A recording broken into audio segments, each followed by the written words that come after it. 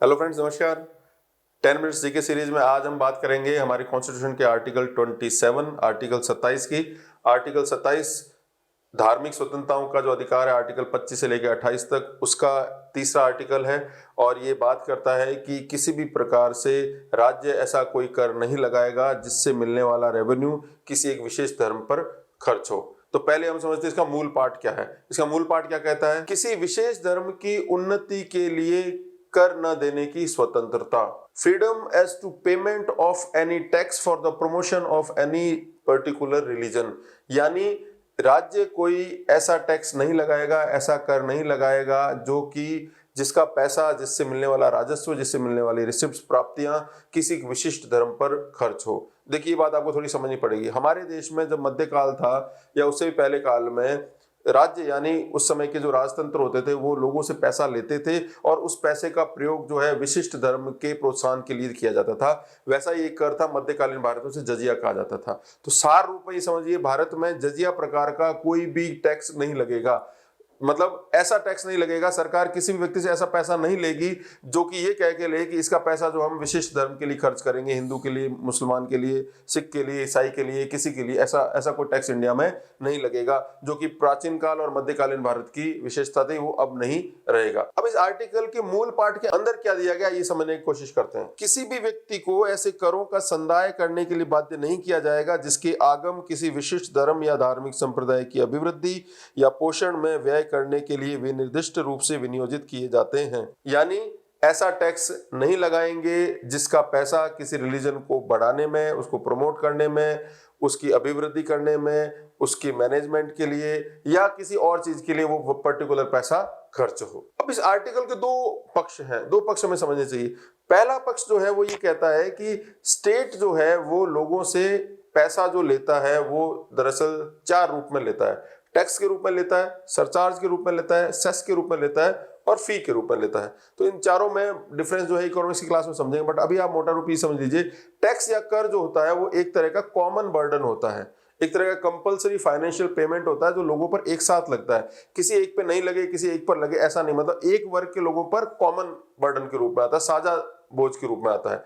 तो राज्य अपना कामकाज चलाने के लिए, राज्य यानी सरकार अपना कामकाज चलाने के लिए लोगों से विभिन्न प्रकार के कर लेते हैं। कर लगाने में भी जो है समानता होनी चाहिए, ये बात, पहली बात इसमें समझनी।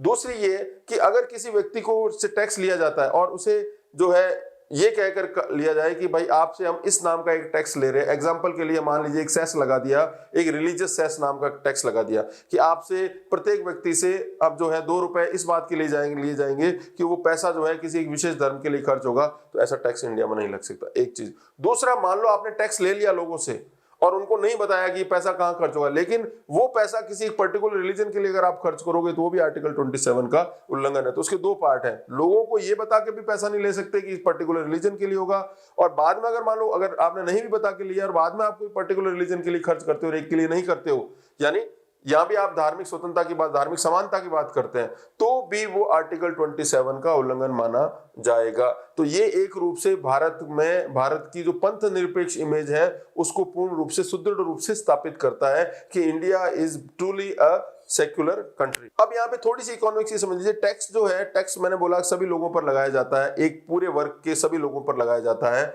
और वो सब उसको उस पर पैसा देते हैं। टैक्स से जो पैसा आता है वो टैक्स देने वाले व्यक्ति को नहीं बताया जाता कि वो पैसा कहां पर खर्च होगा। सेस में बताया जाता है लेकिन इसमें नहीं बताया जाता। टैक्स में कर देने वाले व्यक्ति को ये नहीं बताया जाएगा कि अगर आप इनकम टैक्स दे रहे हो भारत सरकार को तो वो पैसा कहां पर किस मद में खर्च होगा, तो ये बताया नहीं जाता। जबकि फी जो होती है यानी शुल्क जो होता है वो जिस व्यक्ति से लिया जाता है उसमें उनको बताया जाता है कि ये जो पैसा आपसे इसलिए लिया जा रहा है कि इसके बदले में आपको सेवाएं मिलेंगी। तो यहां पर टैक्स की बात है, यहां पर फी की बात नहीं है।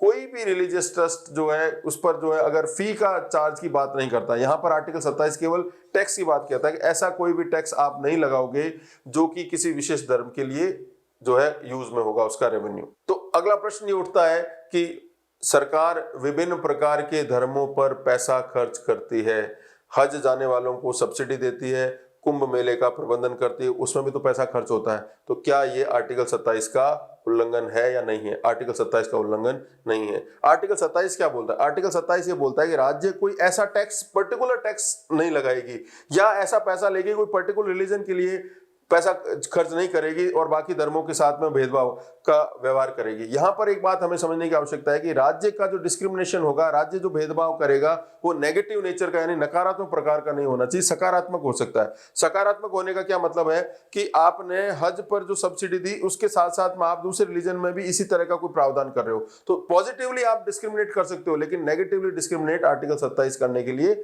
मना करता है। दूसरी बात जो समझने की आवश्यकता है कि राज्य का डिस्क्रिमिनेट फाइनेंशियली बहुत कम होता है। राज्य जो है धार्मिक मामलों में गैर धार्मिक चीजों को ज्यादा रेगुलेट करता है। किसी भी धर्म की स्वतंत्रता भारत में 3 चीजों के अधीन है, जो कि हम आर्टिकल 25 में पढ़ चुके हैं, 26 में पढ़ चुके हैं।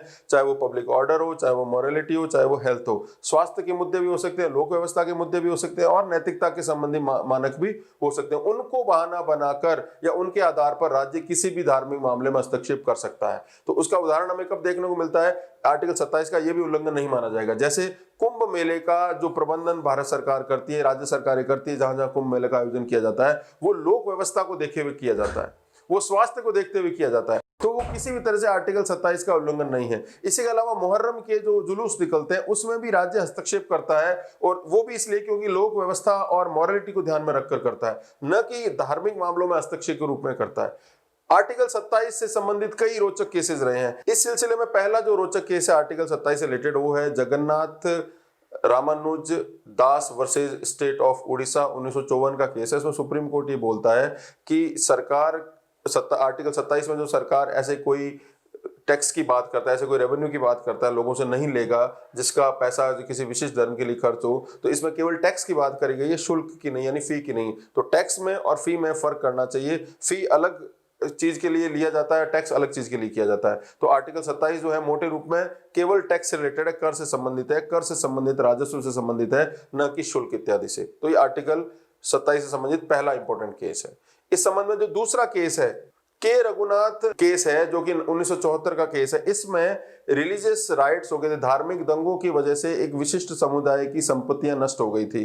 तो वैसे में उस समुदाय के घरों का वापस बनवाना और संपत्ति को नष्ट करने के लिए क्षतिपूर्ति देने का जो है सरकार ने जो लोगों को वादा किया था, उस मामले को लेकर सुप्रीम कोर्ट में ले जाया गया और ये कहा गया कि आर्टिकल 27 का खुला उल्लंघन है। लेकिन सुप्रीम कोर्ट ने कहा कि ये धार्मिक से ज्यादा गैर धार्मिक मामला है, लोक व्यवस्था का मामला, इसमें राज्य जो है इस प्रकार की क्षतिपूर्ति कर सकता है, आर्टिकल 27 का उल्लंघन नहीं है। इस संबंध में एक तीसरा और केस है जो कि केरला में स्थित इस्लामिक बैंक से रिलेटेड था। इस्लामिक बैंक में भी जो पैसा जो था वो इस्लामिक रीति रिवाज के तहत लिया जाता था, तो इसको भी सुप्रीम कोर्ट ने उनकी रीति को बैन कर दिया और माना कि आर्टिकल 27 का ये खुला उल्लंघन है। इस प्रकार का कोई भी कर, इस प्रकार का कोई भी टैक्स जो है या उससे मिलने वाला राजस्व सरकार नहीं ले सकती जिससे कोई एक धर्म की अभिवृद्धि हो। तो ये था आर्टिकल 27।